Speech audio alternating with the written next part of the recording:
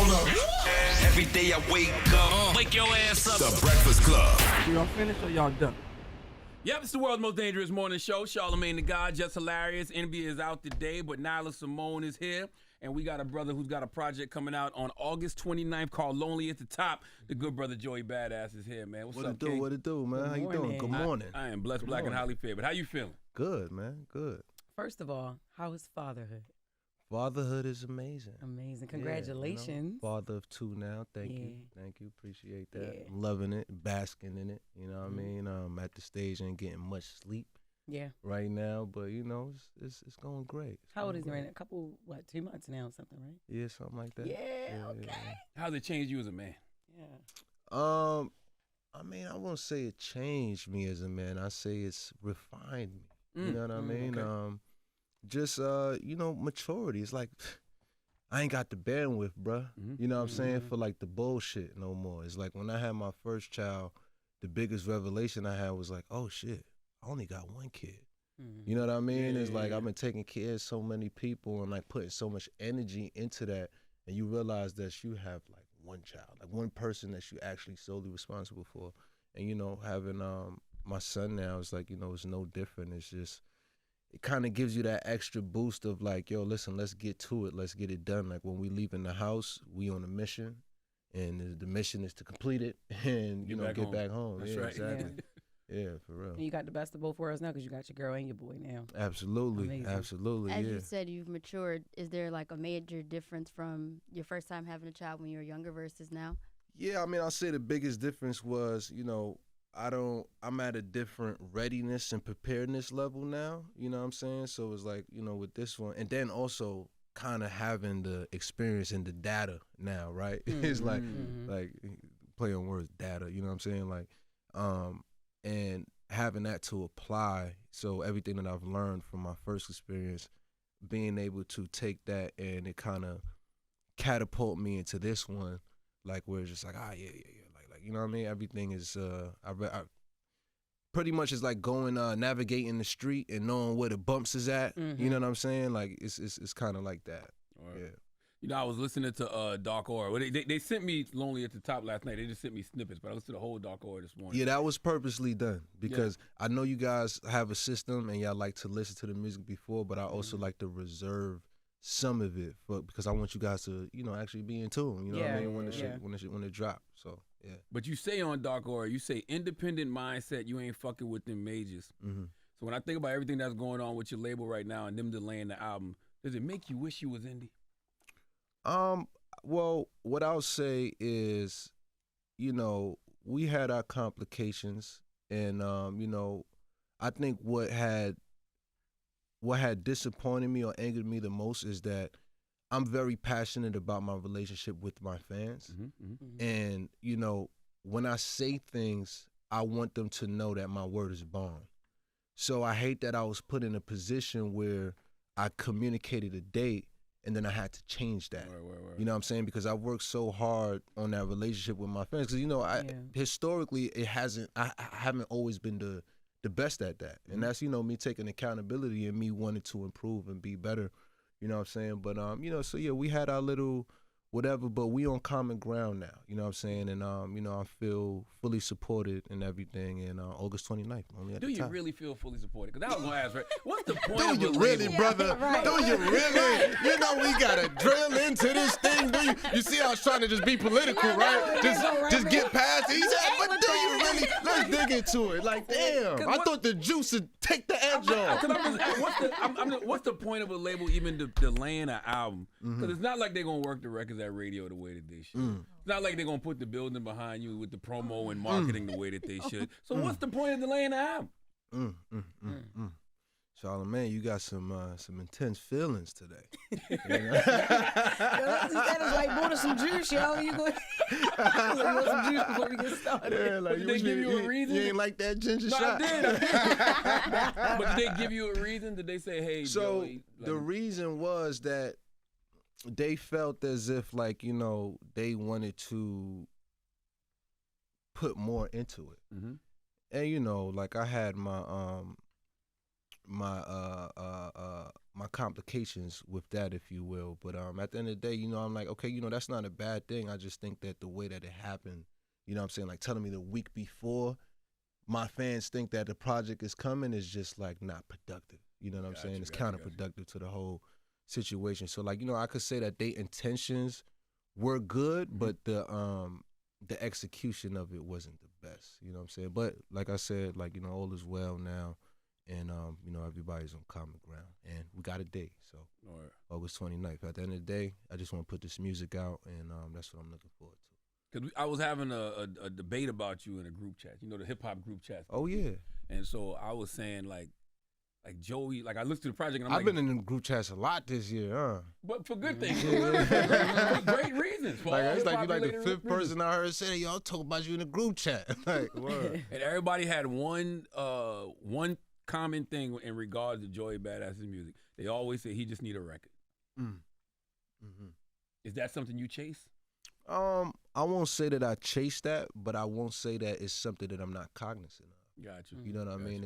I definitely have an awareness of that, and yeah, Lonely at the Top, August 29th. Let's see what happens. You know what I'm saying? Because Is that implying that it's on this tape?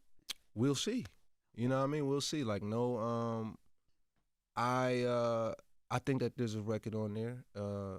You know, maybe 2 records on there. Ready to Love?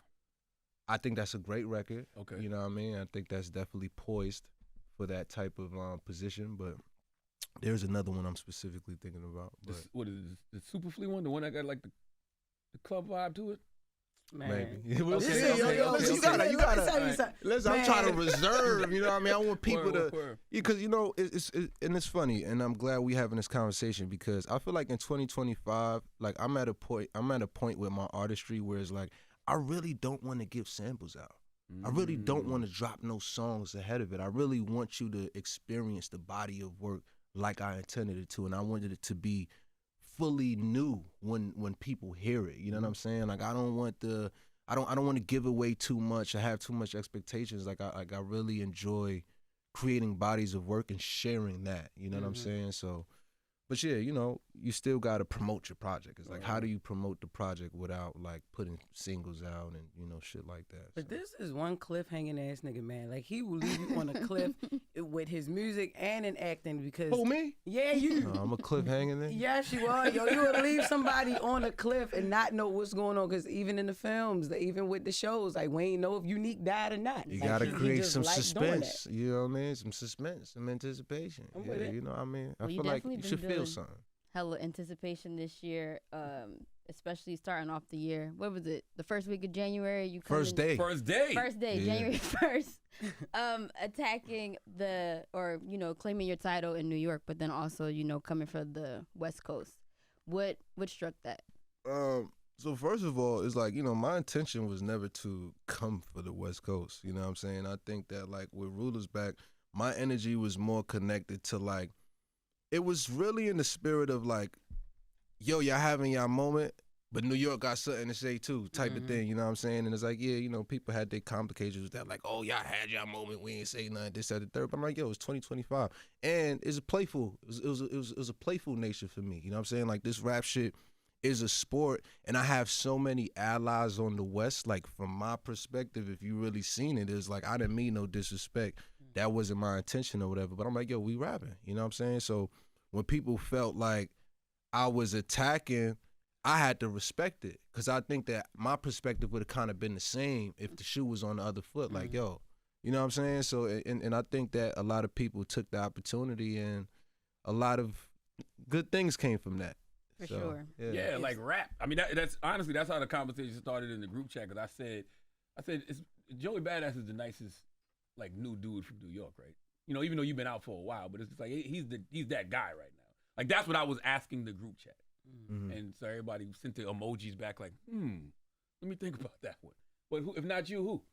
That's how I feel. Word. And now, if somebody was to respond back from like the West Coast, right? If one of them rappers was to, like, all right, go back at you, were you prepared for it to be? Oh, like, people a did star, or was respond. it- Yeah, a bunch of people respond. It was like 50 niggas was Yeah, spawning. no, we definitely gonna get into that. But I want to get into Damn. this line on Ruler's Back where you were like, "Women lie, but Joey don't lie. Might delete later. I know damn sure that Joey won't." Fuck That's it. sorry, not sorry. Oh, sorry. Yeah. No pun intended. But with that line, the play on words with might delete later, and that being Cole's project. How do you feel about the big three now? I mean, what do you mean? Do you still feel like there is a big three? Did the big three change? Do you feel like it's like not a thing anymore? Nah, I wouldn't say that it changed. I mean, I say that, over the last 10 years, when we talk about rap, like, yeah, I think that those figures are the prominent figures, you know what I'm saying, in the space. I think, a lot of interesting things has happened in the last year, but Say the least. yeah, to say the least, you know what I'm saying. But yeah, I mean, I don't feel no particular way about it, you know what I'm saying. It's I love it. I love it all. You As know a what I New mean? York artist, you feel away. And the reason you Nah, feel nah, I away, don't. because when you're Yeah. talking about big three and no MC from New York is mentioned. Oh, I mean, bro, listen, come I think the big three though was more of like a how do I say it? Like, I think it's more of a, like, it's like a class. I feel like that, like when we talk about the big three, we're talking about that class. And I think that there's a new era that's like, kind of right behind that, where we might be talking about a different three individuals in like the next 5 years. But you don't consider know what I'm yourself saying? in that class? I mean, see, the thing is, I kind of do, but I'm so much younger than everybody else. That was Everybody actually- else in that class got me about like 8 to 10 years. That was gonna be my question for you, because I feel like the game that you play versus the game that they play is different. Like, I think you brought it to my attention that Big Daddy Kane and Jay-Z are the same age, and then it's like, wait, They are? Yeah, close to it. They're wow. the same Sure. age, but they're in different classes. So I feel like it's the same thing for you, where it's like you're in the same classes then, but your game is just a little different. Yeah, no, Yeah, for sure. Kane For is sure. 56, Jay 55. Oh, wow. Shit, the more you know. Yeah, but I feel similar to that, and I think that me being younger has kind of allowed for different things for me. You know what I'm saying? Like, I think everybody's path is different, and there's not much that I would really change about my path. I'm just getting better, you know what I'm saying, as I go on. And yeah, I think that me being younger than those peers gives me more years. You know what I'm saying? It gives me like still like a longer runway to, do what I want to do. So So in terms of your music career, what do you think has kept you from like getting to that next level? Just music. well, what you mean? Just like to be mentioned with those guys. Or maybe have the commercial success that they've had. Well, I think it's me. I think it's the music that I put out. You know what I'm saying? I don't put out a lot of commercially poised music. You know what I'm saying? Like, Do you think I it's that, or do you think it's that you went the independent route? I think it's a combination of both. You know what I'm saying? Like, I don't think that I've put out much commercial sounding music, you know what I mean? And it's like the ones that I did, like, I put out Devastated back in 2016, and that had a big moment. And that's like probably one of my least favorite songs in my catalog. So it's like, I remember how that made me feel, and it's like, even though it had the success, I'm like, is this feeling worth it? Like, do I want to like really be attached to a song that I don't love? You know what I mean? So like, it kind of became more about artistic integrity for me. It's like, I just kind of value that a little bit more. But what I will say is, I am trying to find the sweet spot. You know what I mean? I am looking for that sweet spot. It's like, how can I stay true to me, but still like, amplify the sound. So. And nobody ever talks about that. Making a record that works, but it don't feel right to you. But you got to go out there and live with it. Oh, yeah. Yeah, for sure. You know what I'm saying? So that's what that taught me. And it's like, after that, it was like, I was very skeptical about making those type of sounds again. Like, even though for me, like, I really do enjoy being experimental and versatile. And I enjoy when I play a song for somebody and they like, yo, that's you? I enjoy that feeling, but sometimes it also kind of like takes away from like the vision a little bit, right? Because like, I don't have a single other song like Devastated in my catalog. And it's like, when I'm going certain places, that's the representative thing of me. But it's like, when you dive into my discography, it's like, my shit sounds nothing like that. You know what I mean? So I think just kind of being aware with that, and then also just focusing on my bodies of work as well, And I think it's about what you want from an artist. Like when I listen to the project, like Underwater, 3 feet away, speeding through the rain, like that's what I'm on. I'm like, oh, okay, that's what I'm rewinding. Mm-hmm. Yeah. Those are the records I enjoy hearing. Yeah, those are my favorites right there too. Yeah. Like the record Underwater. I totally understand what you meant. When you say you feel like you're underwater, but what do you do in those moments when you feel like you're underwater? When that fame and the pressure and the expectations feel like you drown? Well, turn to God. You know what I'm saying? Talk to God, connect with God, connect with Source, and do a lot of self-reflection. You know what I mean? I'm somebody who, I'm not obsessed with being right because I believe that when I'm wrong, I learn. And when I'm right, I'm just like, okay, I'm right in the moment. But so like in those moments, I do a lot of self-reflection, self-correction, and I like to take accountability because I feel like that makes me better, it makes me stronger, and it gives me the wisdom that I need for the next day.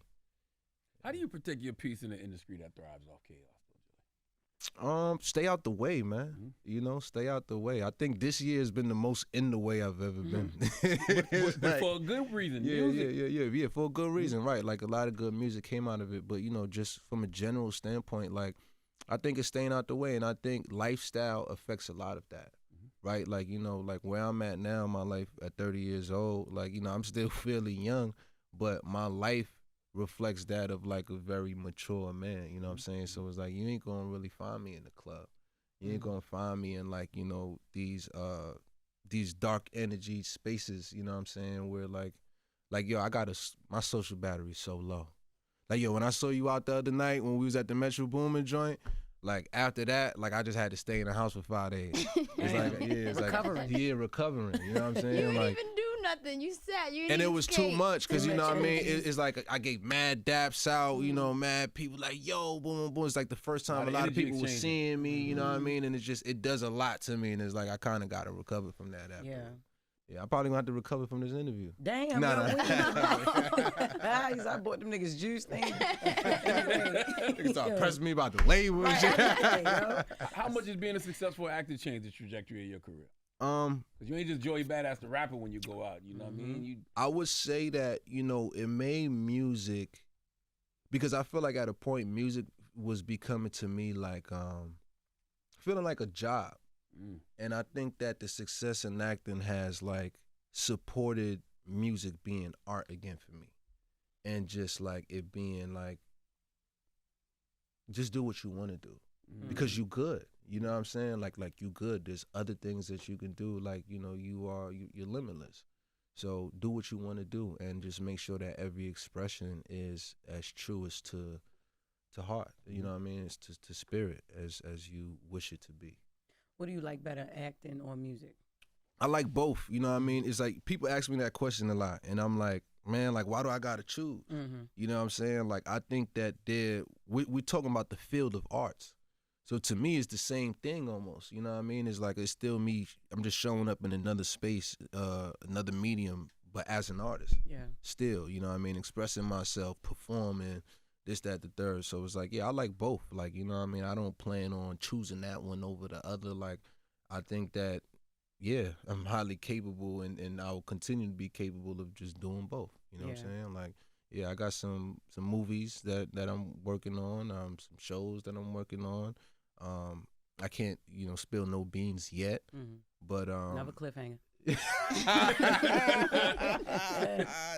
Damn, now I gotta be aware of that now. Like, damn, my cliffhanger ass nigga just on the cliff. Like, yo, what's next? No, you leave us on the cliff all the time. Is what I'm saying. It's lonely at the top of the cliff, I guess. Nah, this is a good promo. Has acting changed the way you write music? No, but I have been having a repeated thought, like, I want to approach my music more from a space like that, more from like a theatrical space. Like, how can I, not with this album, but like how moving forward, how can I involve what I've learned on the TV and film side and bring it into my music more? I have been like, examining that whole field of thought and being like, yo, like, I definitely want to try my hand at like world building and playing a character on a body of work, if you will, and like playing into that in music videos and all of that type of shit. Because I'm like, I could do that. You've seen that though. I mean, Biggie did it with like Ready to Die, or Raekwon did it with Right. Lane. But doing it in 2025 at a whole new level. You know what I'm saying? Yeah. Even Kendrick did it with Good Kid, Mad City. Like those guys do it. How connected are you to your roles? Like, for instance, playing Unique and Raising Kanan. How many, like, are there a lot of similarities between Joey Badass and Unique? I say when it comes to any character that I play, the first thing that I do is find the similarities.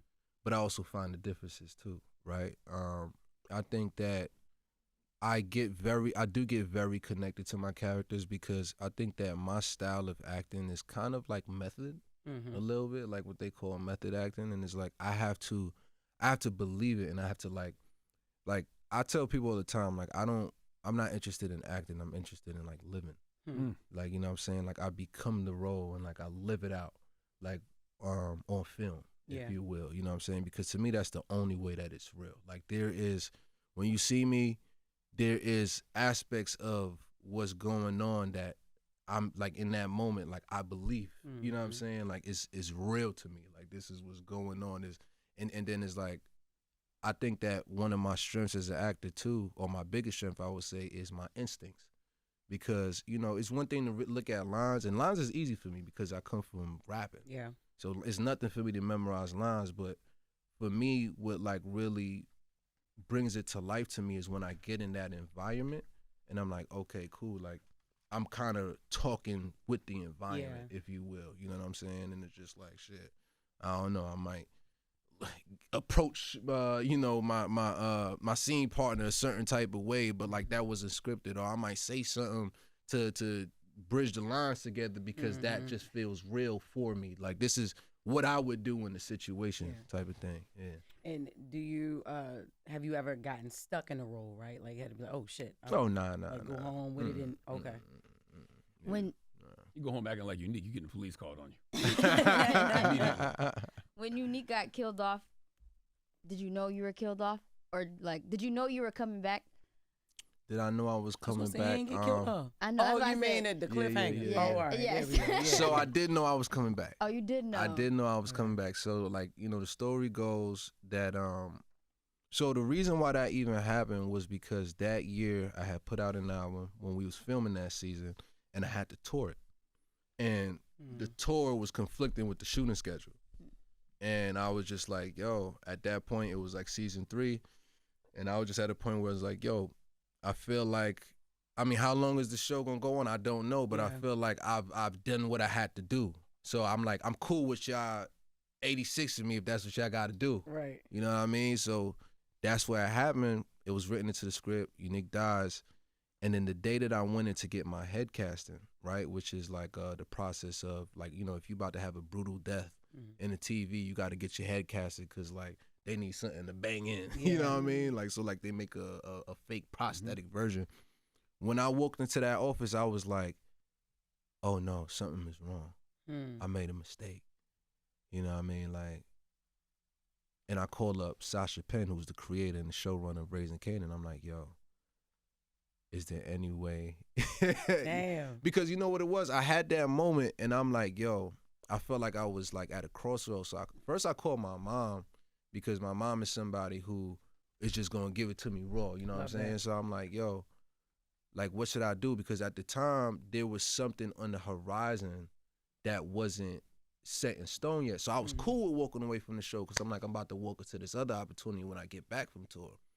And then my mom had dropped some wisdom on me like, yo, 1 in the hand is better than 2 in the bush. That's right. And I was like, all right, let me call you back.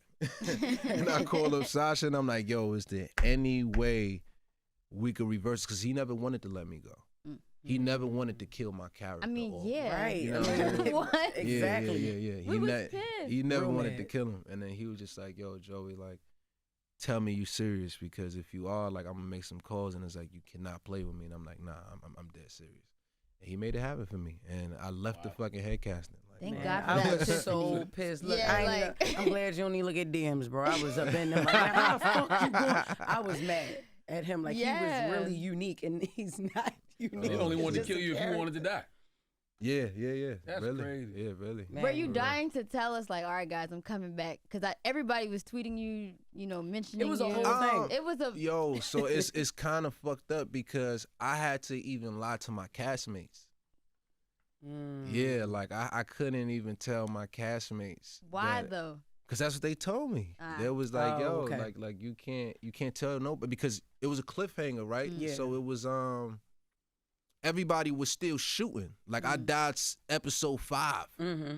And it's like they had to keep going. So it was like they're like, no, we got to keep the character, like we got to keep the characters safe. Like everybody got to believe that shit. Right. And I was like, oh, I mean, all right. That makes sense. Made It's for great believable because TV. 50 Cent do be doing some random What near-death moments, and then they come back. What did 50 say during that time? But he doesn't have that type of involvement? What did he say at that time? I didn't speak to 50 till after when I had came back, and yeah, he pulled up on me one day, and like it was just me and him, like we just chopping it up for like 45 minutes. 50 is like he said a lot.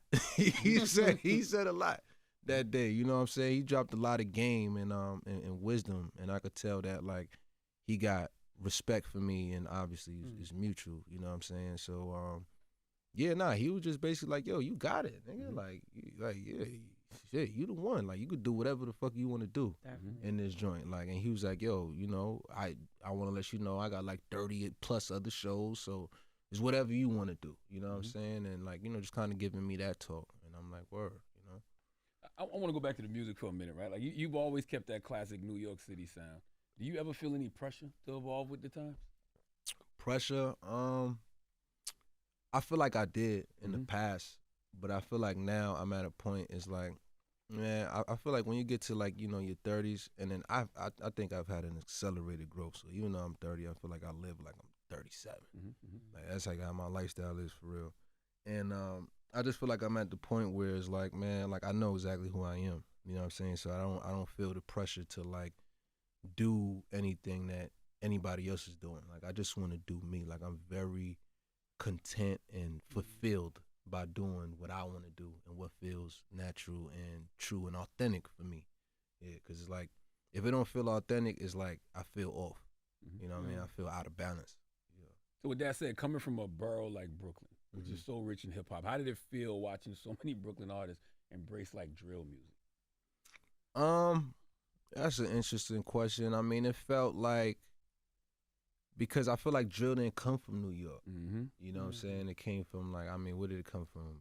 Chicago, is it UK? London, Yeah, London, Chicago. So, I mean, I thought it was interesting though. Like, I wasn't mad at nobody or whatever. You know what I'm saying? Like, it kind of, eventually, New York made its own version of it type of thing, But, yeah, I mean, listen, like, that's what they do. I do what I do. Like, I've always been proud of like just doing my own thing. You know what I'm saying? Being able to stand over here in like my own lane and shit like that. Like I just always been content with that. You know what I mean? But shout out to all the homies, you know what I'm saying? Because I know all of these guys and everything, mutuals, shit, yeah. You got a residency at NYU. This is correct. Yeah. Well, I had one. It's okay. over now. Yeah. How did that come out? How did that come about? So I started a mentorship program called Impact Mentorship, which provides professional mentorship for men of color in the United States and Puerto Rico. And, one thing kind of led to another, and NYU noticed the work that I was doing, and they reached out for me to do an artist in residency, and I was actually the youngest artist to ever do a residency there. And it was beautiful, man. Like, I'm all for connecting with, the younger generations and sharing my wisdom, because I feel like, I ain't come this far to just like not share what I've learned with people. Like I'm very big on like going back to the navigation analogy. Like I'm very big on like, yo, I've been down this road. There's a pothole right there. Make sure you go left. Or yo, that room right there is on fire. Yeah. You know what I'm saying? I mean, you could go see for yourself, but just know as soon as you touch that door handle, your hand is gonna burn. You know what I mean? And sometimes people still wanna, but I'm very big on sharing that information because that wasn't done for me all the time in my come up. You know what I'm saying? So I want to make sure that I could use myself as not only an example but as a tool for like, people on the come up. You know what I Let's mean? go. Because yeah. But you can hear though when you listen to your music, or even just a regular conversation. When you said earlier, you said, Charlamagne, you were really expressing some type of feeling this day. You know what I mean? Yeah. But when you listen to like the Underwaters, like I said, the 3 Feet Away, the Speeding Through the Rain, you clearly are addressing your mental and emotional well-being. So do you share the work you've done with people? Oh yeah, yeah. Like okay. this project right here, like it done went platinum already amongst my friends and family. Okay. You know what I'm saying? Like shout out to Untitled is an app that they allow you to kind of like, you know, share music. And it's like, yo, my shit got 5,000 streams already. But not literally, like it got 5,000 plays just for me sharing it with my friends and my family. And it's like seeing everybody gravitate to this, gravitate to that. Like, you know, I kind of, my village is very involved in, you know, the music that I'm making and producing. And I heard you talk about meditation before. Oh yeah. Therapy.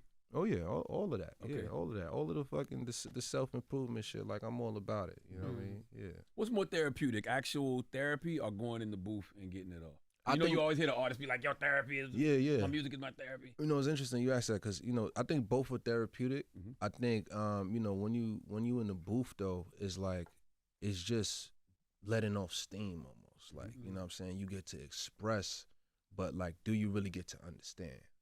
You know what I mean? And I feel like that's what sitting down with the therapist really brings to you. Is like it helps you get to that place of like knowing why things are happening to you, and not just like what is happening to you. You know what I'm saying? I feel like the music gives me the outlet to talk about what is happening, but therapy gives me the outlet to understand why things are happening. You know what I'm saying? And yeah, it's like I actually am looking for a therapist at the moment. Oh, another Yeah, new one? new one. Yeah. Why do you think you need a new one? Well, I loved my past one, but it's like it's just been a little minute since you know, we connected, so it's just like I'm looking for somebody new. All right. Yeah, because it's like, yeah, you know, we're gonna have to do the whole thing anyway, like, you know, re-download and shit like that. But yeah, he was great, and he helped me a lot. I love when black men learn early what I learned late, because I didn't start going to therapy until I was 36, 37. So what was the moment you realized you needed it? Because you're only 30. So I actually did a one of those therapist sessions with Noisy. You remember those joints they used to put out with the rappers? The therapist series. Prodigy did one too, right? Prodigy did one, absolutely. YG did one, I did one. Yep. And it's funny because that's the first time I ever did therapy. It was live for the world to see. You know what I mean? And I felt like indifferent about that at the time, but I was very glad that I did it. And I was very like, you know, typical, like, he gonna say, like, what he gonna help me with? And I end up like crying in the interview and all type of shit. And then after that, I actually connected with him, and that's who became my therapist. Wow. For like the next 5 years. You know what I mean? We conducted private sessions after that. And you know, and yeah, shout out to Dr. Siri. Like he has helped me become a better person. Yeah, for sure. I love that. I love how you can be transparent about that. Not many men can be transparent about that. Prior to your relationship with Soraya, you kept your personal life very private. Like, we knew very little about you, and I know that is intentional. But how hard has it been adjusting to people knowing, because we still don't know a lot, but just even knowing that part of it, how have you been adjusting to that? I would say that it's a learning experience because it's pretty new for me, you know, but what's not new for me is being a public figure. So I'm somewhat used to and normalized to the idea that I'm free game. You know what I'm saying? Like, my life is up for anybody to talk about, like, at least whatever I show. Yeah. You know what I mean? So I just try to be as cognizant as that as possible, and, you know, show what I want them to see, and, you know, not show other things. Like, you know, I've never been a person to, like, you know, really show my kids like that on social media, because, you know, like, you know, with my daughter, for example, like, her mom and I is obviously not together. So, like, there are moments where my daughter is not going to be with me. And the last thing that I want is for people coming up to her because, you know what I'm saying, they know me or something like that. Like, yeah, so it's like I do that out of protection. And, yeah, I'm very, very critical about, you know, protecting the people in my life. You know what I'm saying? It's like I'm not just, because these people are not on the stage. I am. You know what I mean? So I'm built for this. You know what I'm saying? The public opinion and stuff like that. People say negative things to me. I say negative things all the time. I don't respond. I don't engage. But these people are not. You know what I'm saying? It's like that'll really affect their world and affect their energy. You know what I'm saying? So I do my best to protect my loved ones. Yeah. You think people realize how poppin' you are in Hollywood? How like poppin' I am? Yeah, like you was part of a project that won an Oscar, bro. Crazy. Yeah, I mean, shit. Listen, man. I don't think I really give a fuck about that type of shit, Charlamagne. You know what I'm saying? Like if you came to my house, you would understand why I don't give a fuck. Like I live a beautiful life. You know what I'm saying? Like I pray every day, every morning. If the world got to catch up with some type of like understanding of who I am, inshallah. You know what I mean? So look, why you didn't wear blue at the baby shower? You from Baltimore? Yeah. Oh, okay. You Yeah. just realized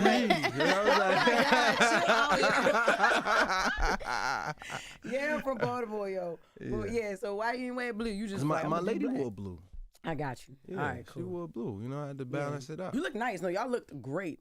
I was just you the first person I saw wear black, all black, Black Panther at the You know what I mean? baby shower. Still fighting the power. Baby shower? Militant, man. He was not playing.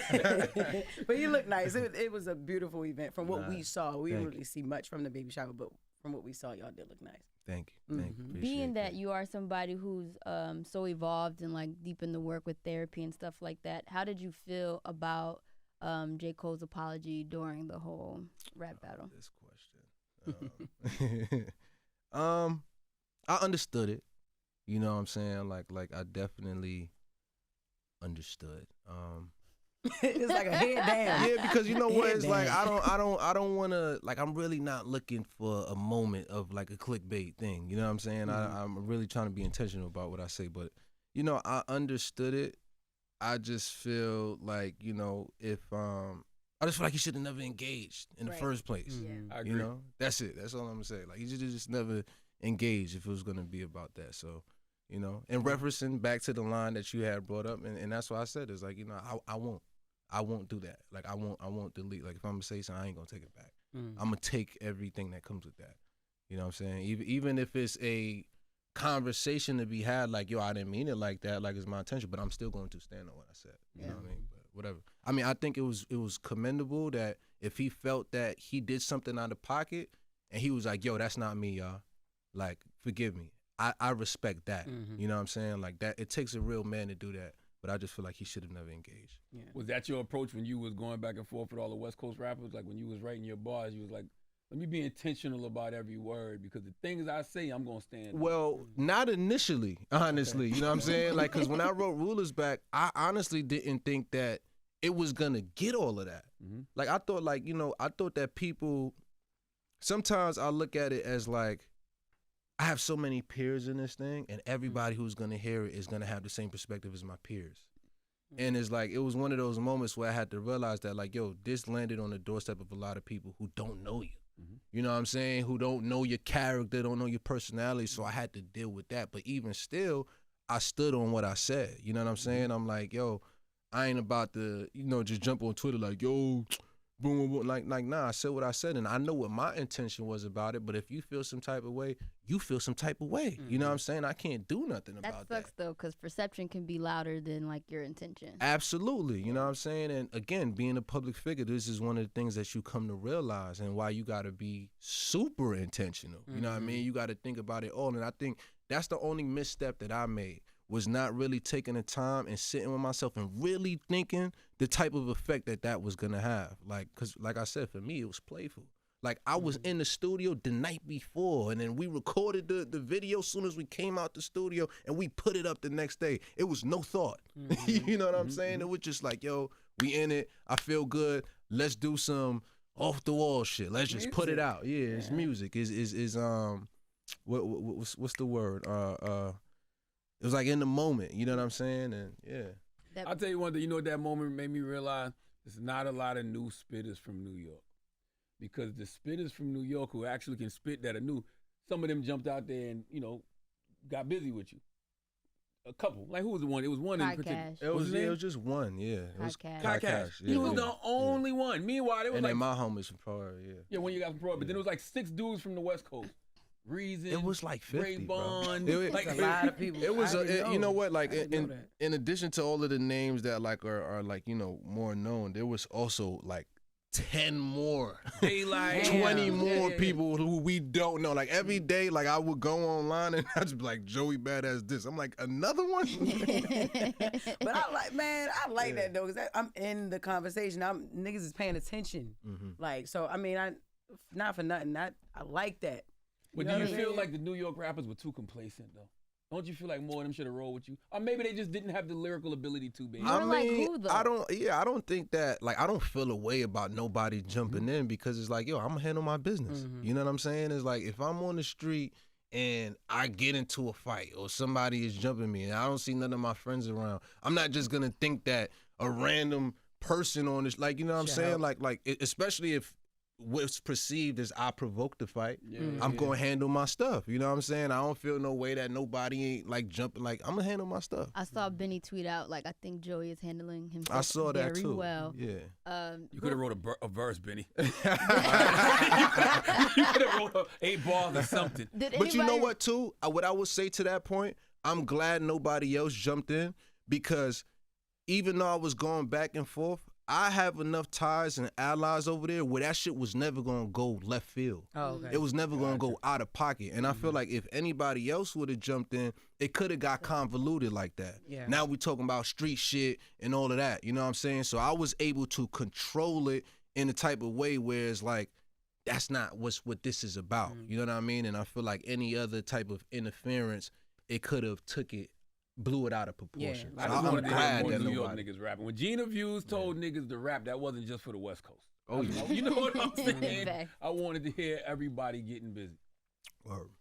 Well, you know, shit. You know, it's It's lonely at the top, niggas. interesting He was the times. only Who one to jump knows? out Who there. knows what'll unfold? Is it done, though? Like, do you think it's actually done? Because I felt like, Absolutely, yeah. are you sure? Because it started in January, then we had like a gap, then it picked back up. So I feel like now you're about to drop this album. Listen, shout out to the homie Daylight. Shout out to the homie Rayvon. Like, you know, not the homie, but somebody who I have since spoken to. We had a conversation. We spoke about it. Like, Peace. yeah, of course. It's like, yo, you did your stuff, like mutual respect, that type of thing. So it's like, yeah, like it's done. It was never no real issue in the first place. I said something. Some people felt the way. They said they stuff back to me, but nobody wanted to hurt me. You know what I'm saying? It was never about no bodily harm or nothing like that. So this is something that we could, like, all right, bet, boom. It's music. You know, we had It's our music. little friendly fade, and like we gonna keep it pushing. You know what I'm Is saying? TDE East a real thing? I think it can be. Okay. Yeah. So you know, me and Top had some conversations for sure. Yeah. I think it can be a real thing. You know, if we want it to be. Interesting. Yeah. No, you performing Jimmy Fallon, right? Jimmy Kimmel. Jimmy Yeah, Kimmel. yeah. You performed the diss on Jimmy Kimmel. I'm like, this is. I love when people get with their white people confused. This They is. do it to us all the time. So Oh they my do it to us God. all the time. That's It's right. okay, I don't want Nyla. no It's problems. okay. I really That's don't right. want no problems. But I was just entertained to see you do that, like on a show like that. Word. Yeah. Nah. Thank you. Yeah. I It was. was dope. Yeah. You know, I like pushing the envelope and like doing things outside of my comfort zone. So Yes. like that was one of those moments for me. Also, like the choral, the choral. dancing. Oh, okay, yeah. I love that aspect as well. You know what I'm saying? And like when it comes to like award shows and like I'm a performer. You know what I'm saying? I want to put on a show every time. You know what I mean? And I'm never just gonna have like a certain type of moment and not do something like somewhat theatrical with it. You know what I mean? Yeah. So. It adds a lot of value because I feel like a lot of rappers are very on the mic. Just, Yeah, you know, too cool and shit like that. And I could be one of those rappers, but that was definitely one of those moments where I'm like, yo, I want to challenge myself to do something different and new. And we did that all in like a day. You know what I'm saying? So I do want to ask one last thing about the back and forth with the raps. Why Kendrick? Why did you want Kendrick in particular? I didn't want Kendrick in particular. I think that the narrative became that. Because when I said too much West Coast dick licking, everybody is like, oh, he hating on Kendrick. He talk about Kendrick. I'm like, nigga, I'm not hating on Kendrick. Like I love those guys. You know what I'm saying? I've had a long-standing relationship with these guys from the beginning of time. By the way, me and Ab-Soul announcing today, we about to go on tour. Yeah, we're rapping. Yeah, me, Ab-Soul, and the Rhapsody is going on tour. You know what I'm saying? So it's like, tour. The Dark Orator, yep, coming this fall. So it's like, to a lot of my confusion, I feel like people were trying to build that narrative that like, yo, Joey is hating on Kendrick. He's like hating on his success and he wants to battle him. I think for me, it's just more about I'm always going to be a competitive rapper. All of these guys know that because they're the same way too. You know what I'm saying? But it's like, it's in a spirit of like love and just like competitive energy. It's like, I don't hate is not in my blood. You know what I'm saying? Like I don't hate on no man type shit. You know what I mean? So I think people made that the narrative, and all of the people who responded to me adopted that narrative. Like, oh, you hating on Dot. Like when Ray Vaughn first responded, like a lot of his shit was like, oh, the Pop Out did this for niggas. I'm like, great. You know what I'm saying? Like, I'm not mad at, what y'all nigga, I was fucking crip walking and not like us all summer. You know what I'm saying? Right. Like, Are you allowed to do that? Yeah, I'm allowed to do that. What you mean if I'm allowed to do That that? was crazy. Why not? You a crip? I don't know. I crip walk, bro. What the fuck? Okay. You know what I'm saying? Yeah. Like you don't gotta be crip to Is crip there walk. rules to it? I don't know. I don't know. Okay. You ain't gotta be crip to crip walk. Okay. You know what I'm saying? You fucking crip walk, nigga. Like what the fuck? I'm gonna hit my shit. I'm gonna do my dance, nigga. Ain't nobody gonna do nothing about it. Right, You know what I'm right. saying? The fuck. But yeah, you know what I'm saying. So I was crip walking to now like all summer. And like I said, you know what I mean? Nigga, you're not getting no more juice ever. When he come up You're here, done. you're not Ain't no getting more nothing juice. else. Nigga, just leave, you know? I wanted to ask you said you was at Metro Boomin.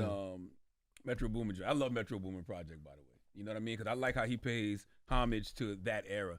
Have you ever thought about doing something like that with like a Pete Rock or a Premier? Because your flow is so 1990 now. I would love to hear you with that level of production. Have you ever thought about that?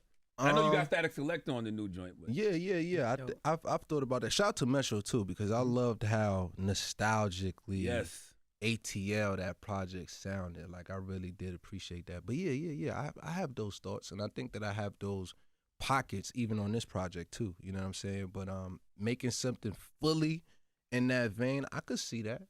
I could see that. Maybe we should have a conversation about that. You let me know who you think I could pull that off. Oh, that's with. easy. Havoc, Pete Rock, Ninth Wonder, Premier. But it's like you saying mad names. It's like I need you to Oh, you want to do simplify a it. one in general? Right? Okay. You don't think I so? think one in general would be good, especially right now in the climate. Like Alchemist has done that a lot. Static even. I would does it love to too. do a project with Alchemist. Me and Static, we already got like a project of material, like just in the vault. You know what I mean? So that's easy. That's a no brainer. But I would also really love to do a project with Alchemist for sure. Who would you lock in with, like a classic New York producer, if you had to pick one? Oh, shit. Me and Havoc, we've been talking about working too. Pete Rock is my man. You know what I'm saying? Since the beginning, me and Pete Rock first worked together in like 2012. We still got some shit on the hard drive from then. It sounds That's like heat. we have a tape already. Then I'm just saying. Oh yeah. No, we could definitely make it happen. That's something that I could do. I think the only reason I haven't done it because I felt like it was so low hanging fruit. That's probably why I haven't done it. No. And it's like I can't get songs like Underwater if I do that type of shit. Why not? I feel like just because it's easy don't mean you should do it. It's just easy to you, but it ain't easy for other people to do. That's why you should do it. Nah, you're right. And it's like, yeah, I'm leaving that like, I'm leaving here with something. Right. Yeah. Do you feel like substance is undervalued in today's music industry? I do think that substance is undervalued, and I think that we live in a very godless world, godless society. Is very vain. So it's like, I think the music is a reflection of that, and I think I think Nina Simone said something like that. Like the music is always going to kind of be a reflection or speak to the times, and that just happened to be the times that we in. So I think we do need to appreciate and lift up the artists who are, going out their way to make intentional and substantial music and messages, because it's important. It's just like, it just happens to be that, like, people like sweets, and what I mean by that is like, metaphorically speaking, like candy, and like, people like to get the buzz quick and shit like that, and sometimes, the more medicated stuff, if you will, is not as bright and colorful. Yeah. So. Shiny objects. I feel like when you sacrifice the substance, you're sacrificing your mental and emotional well-being. So what would you say to younger artists who feel like they need to sacrifice their substance, their mental health, just to have success?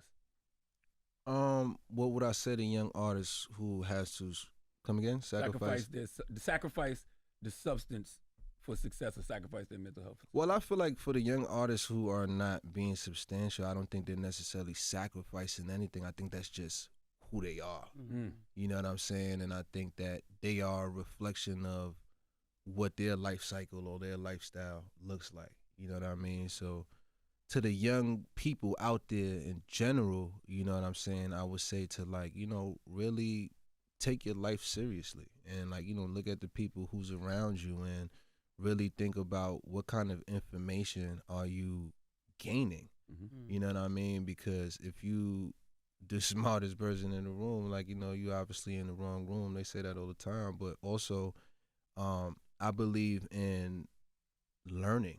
I believe in, you see, we live in a society too where the information is there, but nobody has a thirst or hunger or passion for knowledge. You know what I'm saying? Like, yo, right now I'm in a point in my life where I'm telling everybody around me, because now I've become so into it. Like, I'm telling everybody around me, like, I gotta get into these stocks, bro. Get into the stocks, get into these crypto. You know what I'm saying? Because, like, I'm looking at it from a perspective, like, I'm already rich and successful. You know what I mean? So for me, it's easy to, like, throw 50K into the market and flip that and see what it do for me. But you said 80 like a Kobe game on the tape. Yeah. You know what I'm saying? So it's easy for me to do that and see the return, but it's really a matter of the percentages, right? Whereas, like, okay, you know, you could I'm throwing in 80K, but you could throw in 800 and get a 60% return and, like, you know, put that up and reinvest that, rinse and repeat. Because I'm like, yo, if I wasn't doing what I was doing, I think I'd be a day trader right now. And it's just like, it's so, and this is what I mean. Like, there was an interview clip with me and Gilly that had went viral, and it's just like, I said in there, like, it's so much money out here for all of us, and I really do believe that. But what's keeping people from that money is being too lazy to obtain the knowledge. And it's like, yo, why are we, like, they didn't teach us this in school, but the knowledge is still out there. Like, I've taught myself this shit over the last 6 months by just being on YouTube videos. Yo, how to options trade, how to, you know what I'm saying, boom, boom, like, doing my research on these companies, boom, boom. And now, because I've had a portfolio, like, you know, with Morgan Stanley for like 10 plus years. And it's just like, I've always just put money in there, and they give me my 12% standard return on the yearly. But now I'm doing my own plays, and now my shit's going crazy because I'm paying attention. So what I'm seeing now is like, damn, like, this was just a matter of me not knowing. You know what I'm saying? Like, that's the only thing that was keeping me from this bag right here, was just that I didn't know. So I'm like screaming off the mountaintop right now at this point in my life to all my people, like, yo, get into these stocks, you know what I'm saying, before they find a way to fucking lock us out, because there's so much money in it and it's so accessible nowadays. Like, yo, get Robinhood. You don't got Robinhood on your phone? Get Robinhood. You know what I'm saying? Go down a deep dive, go on Bar Chart, go on Bloomberg News, CNBC, see what's going on, tap in, Listen and to get Wall right. Street Trapper. Wall Street Trapper, Earn Your Leisure, Chris Sane, John Hope Bryant. Stock Brother. You know what I mean? These are pages that I follow. You know what I'm saying? People, brothers who have educated me. Shout out to Rashad, shout out to Troy, shout out to 19 Keys, you know what I'm saying? But, like, it's just serious. Like, my young people out there, like, this shit is serious. And it's like, the sooner you get in, the more, like, thankful you're gonna be. You know what I'm saying? Like, I remember when Bitcoin was at 8,000, and I was like, that's a lot for a stock. But I should have bought 5 of those right now. It was at 115,000 today. And it's going to 200. And after it go to 200, it's going to 1 million. So even right now, you should get in. You know what I'm saying? Like, you should get in. Yeah.